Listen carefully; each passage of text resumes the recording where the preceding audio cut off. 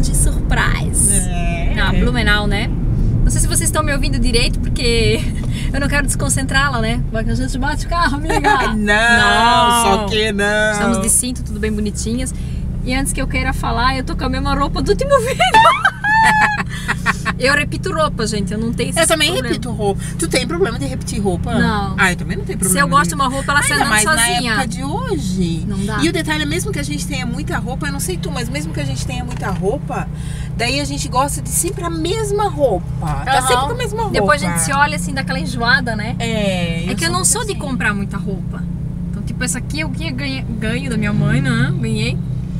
Daí tipo, eu fico, eu vou usando, se eu acho. Não, tá certo. Eu também não sou de comprar muito.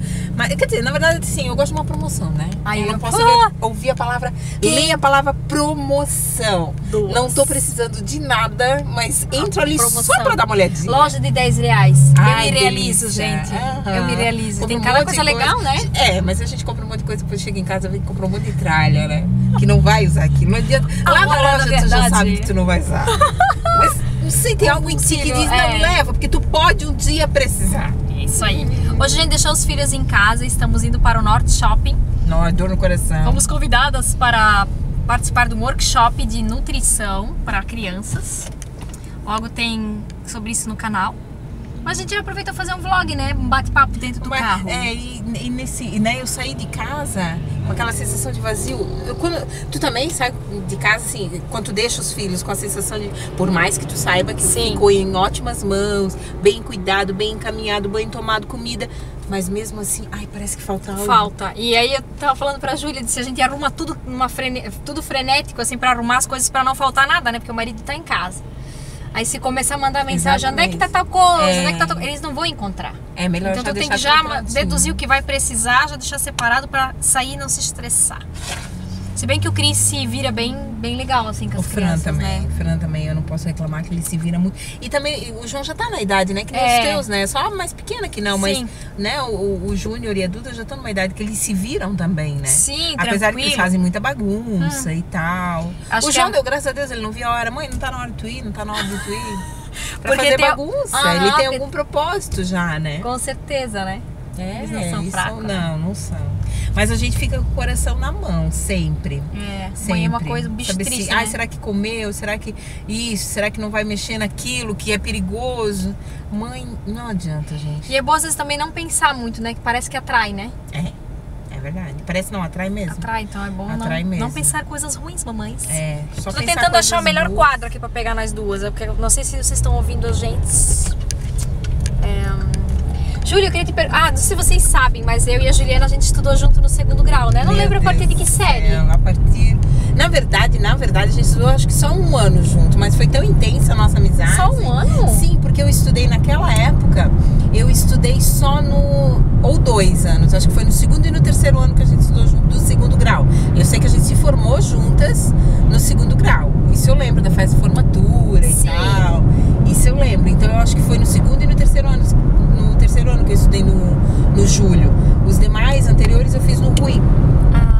Tá. Fiz no Rui. Aí o que aconteceu? Até é interessante falar. Eu fiz o 1º ano do 2º grau e desisti de estudar. Fiquei algum tempo fora. Fiquei uns 2, 3 anos fora. E fui morar em Florianópolis pra tentar a vida, aquelas, né? Gente, eu vendi Barça.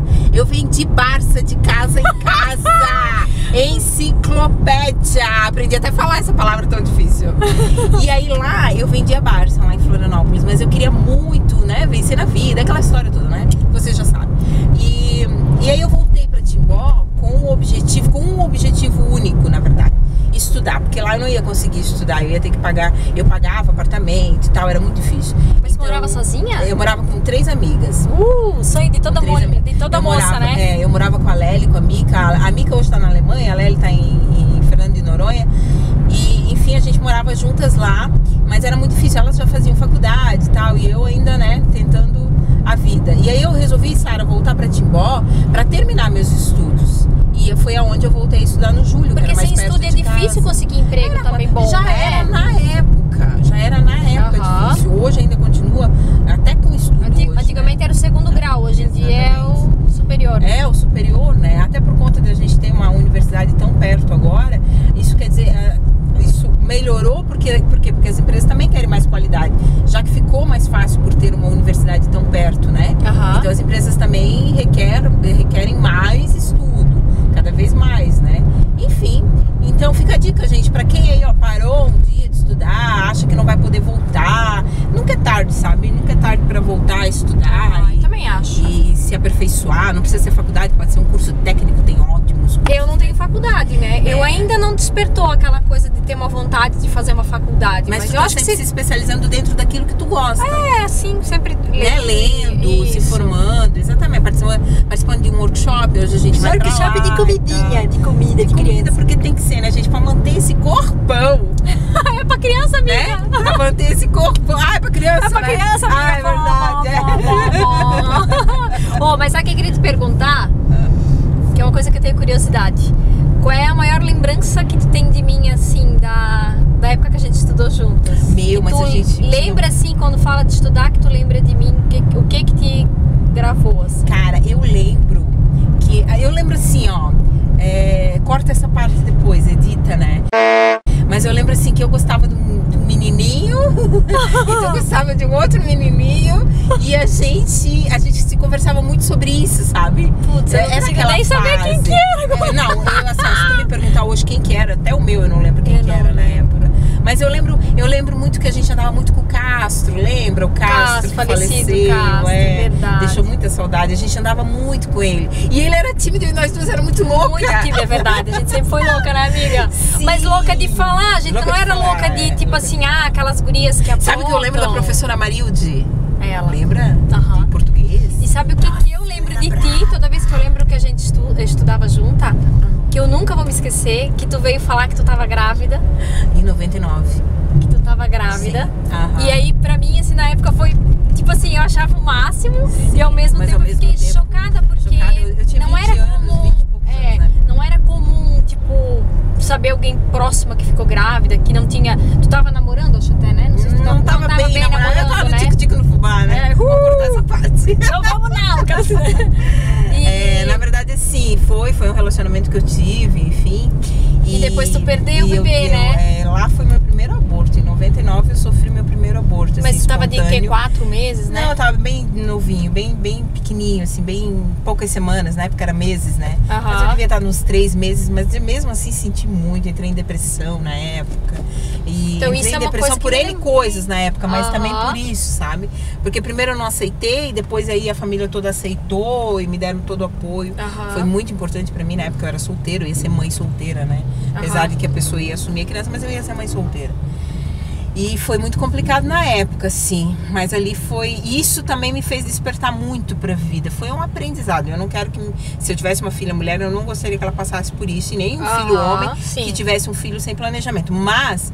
Quando você passa por isso, quando você entende o porquê que você passou por isso também é um aprendizado, sabe? É uma escola de vida, assim, é uma escola de vida. Eu esqueci, gente, eu tô falando e eu esqueci. Pra onde nós vamos? Eu esqueci de acelerar aqui, daqui a pouco o povo começa a buzinar tudo atrás de mim. Gente, deixa eu só mostrar, nós estamos no BR aqui, ó. Pra variar na 470, mas tá tranquila hoje. Vamos lá. Eu já vi que tá escuro aqui dentro do carro, mas vocês estão ouvindo a gente, eu acho. Pois então vamos ver se a gente consegue colocar. Não, mas eu acho... também não adianta nada. Não, eles vão ver mais. Adiantou um pouquinho, né? Ou não? Sim, agora a gente aparece bem. Mas eu não vou te atrapalhar com a luz? Não, eu não, pra mim. Eu sou meio... Aliás, você gosta de dirigir, Sara? Eu gostar, sim. Mais ou menos. Mais ou menos. Tenho um pouco de medo, assim, acho que se eu não me aventurei ir pra Blumenau sozinha. Talvez sozinha, sim, não acompanhada, não sei. Sou meio medrosa, assim. Eu levo as crianças pra aula, às vezes busco. Ando no centro de Timbó, assim, mas ir pra fora não vai rolar. Eu já sou mais aventureira. Mas sabe que eu passei por uma fase? Eu não sei, eu te falei, né? Bom, tu acompanhou na época, eu tive síndrome do pânico. Só deixa eu ver quanto tempo que a gente tá gravando. 9 minutos, porque só grava 20. Depois tu corta. Eu passei por uma síndrome do pânico. Logo depois que eu fiquei viúva, eu entrei em depressão e tive pânico. E o meu pânico veio justamente no que eu mais gostava, no dirigir. Ai, sério? Sim. Então eu passei alguns meses sem dirigir nem em Timbó. Eu não pegava o carro de jeito nenhum, medo. Quando eu pegava, parecia que ia ter um ataque do coração. Assim. Sério? Então, não tem nada a ver se tivesse batido o carro? Nada. Assim, na verdade, é que quando me deu a primeira crise do pânico, e eu não sabia que era pânico, eu estava dirigindo e estava com o João atrás. E foi a primeira crise que me deu. Mas eu não sabia o que era, eu jurava que eu tava infartando, né? Credo. E dali pra frente eu não peguei mais o carro. Então assim, meu Deus, todo mundo tem que ficar me levando Mas pra lá quais e pra são os cá. sintomas, assim, dessa síndrome do pânico? Porque às vezes a gente não sabe, né? Palpitação, pra mim, tem vários, né? Mas tu tava Eu triste, tive- sabia sim, que eu já tava depressiva? Eu já tudo não. tava no processo de depressão. Eu já vinha naquele processo de... Só que, assim, eu relutei muito pra fazer tratamento psiquiátrico. Eu não queria tomar remédio porque eu achava que viciava e que isso era para os fracos. Eu tinha muito isso incutido na minha mente. Então eu tava justamente na fase de reluta, assim. Eu queria me reerguer sem remédio, sem nada. Mas assim, tava muito difícil, tava muito puxado, né? Tava muito puxado. Fazia uns 6 meses que o Charles tinha falecido. E um dia, do nada entre aspas, assim, eu fiquei sabendo de uma pessoa que morreu, que faleceu, assim, num mal súbito. Mas na hora, assim, fiquei triste e tal, porque relembrei tudo e tal. E aí peguei meu carro, eu tava na casa da minha sogra, da uma do João. Peguei meu carro e fui pra casa do meu pai. E no meio do caminho, eu comecei a sentir uns calafrios, uns arrepios. E a minha mente começou a ficar muito acelerada. O meu coração começou a saltar, assim, começou a palpitar. Pensei, meu Deus, eu tô tendo um ataque do coração. Eu jurava que era um ataque do coração. Falta de ar, e enfim, eu pedi socorro, me levaram pro pronto-socorro. E lá no pronto-socorro o médico pediu se eu tava passando por um momento de estresse, porque ele fez exames. Não tinha nada, não né? tinha nada. E eu contei o que tava acontecendo. E ele olhou pra mim, e eu falei que eu tava fazendo terapia, porque eu tava fazendo terapia com psicóloga. Daí ele disse, só psicóloga, nesse momento, no estresse que tu tá vivendo, não vai adiantar. O ideal seria tu procurar um psiquiatra. E a minha psicóloga da época já queria introduzir um psiquiatra, mas eu relutava. Enfim, e aí eu fui pro psiquiatra. E não é nenhum bicho de 7 cabeças, tá, gente? É, claro que quando não. você Eu sempre chega todo num mundo devia momento... ir num psicólogo, coisa assim. no psicólogo eu faço até hoje terapia. Volta e meia eu volto lá pra fazer manutenção. A gente não tem coisa melhor do que deitar lá que só vai falar dos seus problemas. Pra alguém, na verdade, que tá sendo pago pra ouvir, né? Porque falar dos meus problemas eu falo até pra ti, mas às vezes eu não quero falar pra não te encher o saco, né? Não tem aquele amigo que fala sempre o mesmo problema? Deixa eu te contar, ela veio de tarde lá em casa, tá em casa? Tô indo aí. Daí ela sentou lá, a gente começou a tomar café e tal, falar, coitada, eu acho que ela tentou falar alguma coisa. Não, a gente sempre... Eu vomitei tudo que eu tinha pra falar pra ela sem perceber. Depois que eu pensei, meu Deus, cara, ela veio pra me falar alguma coisa, eu nem deixei. O melhor psicólogo, ou a melhor psicóloga, são as amigas, gente. Verdade. São as amigas, e tu não paga nada por isso, né? Mas às vezes tu não quer encher elas, né? Sim. Então tu vai lá e tu pega realmente a ajuda do profissional, principalmente quando tá passando por uma fase depressiva. Gente, depressão é muito sério. Depressão é uma coisa que... depressão mata. Depressão mata, sabe? Mata naturalmente e a pessoa também pode tirar a vida através da depressão, né? Então eu penso assim, quando tu tem alguém que tá passando por depressão, alguém da tua família, algum amigo, não pensa que é uma doençazinha de falta de louça pra lavar. Não é. Eu pensava isso, tá? E eu paguei. Eu pensava isso, eu falava isso. Falei muitas vezes. E tu é bem alto astral, né? Tipo assim, a gente pensa que as pessoas que são bem alto astral às vezes não vão ter esses momentos, né? Mas acontece. Essas são as mais perigosas, porque na verdade a gente que é alto astral, eu por exemplo, eu não gosto de contar os meus problemas para as pessoas. Eu tenho uma missão na vida, que eu sempre falo, que eu vim no mundo para fazer a pessoa sorrir. É verdade. Para fazer a pessoa feliz, para ouvir os problemas das pessoas, mas não para falar dos meus, para fazer ela triste. E isso faz, esse tipo de pessoa, a gente engolir, né? faz com que a gente vá engolindo, a gente vai trancando. Pergunta pra ti, tá tudo bem? Tá tudo ótimo. Gente, meu marido tinha acabado de falecer. Tá tudo bem contigo? Tá tudo ótimo. Como é que vai estar tudo ótimo? Né? Eu aguentei até 6 meses nesse tudo ótimo. Né? As pessoas falavam, meu Deus, né? Como ela é forte. Porque ela tá saindo, porque ela tá se divertindo, porque ela tá indo pra praia. 6 meses foi isso. E aí depois eu caí, enfim, né? Tem gente que cada um age de uma maneira, né? Verdade. E eu tentei camuflar dessa maneira. Mas é isso que eu falo, assim, se precisar ir no psiquiatra, se precisar tomar comprimido, remédios, fazer tratamento com remédio, pense que é temporário. Sim, porque é só até estabilizar, né? O remédio faz a sua parte, o psiquiatra faz a parte dele, a psicóloga faz a parte dele, mas é importante você fazer a sua parte. E a tua parte é justamente pensar positivo, que é tão difícil quando a gente tá depressivo, tá? É muito difícil pensar positivo. É fácil falar, né? É fácil falar. Mas gente, faz parte, tudo na vida é um ciclo.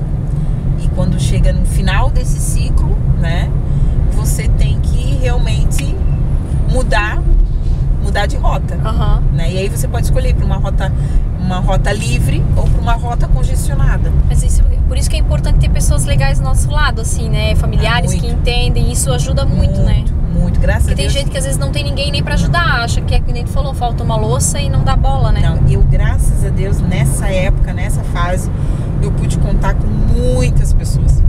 Muitas pessoas que eu não vou nem citar pra não ser injusto.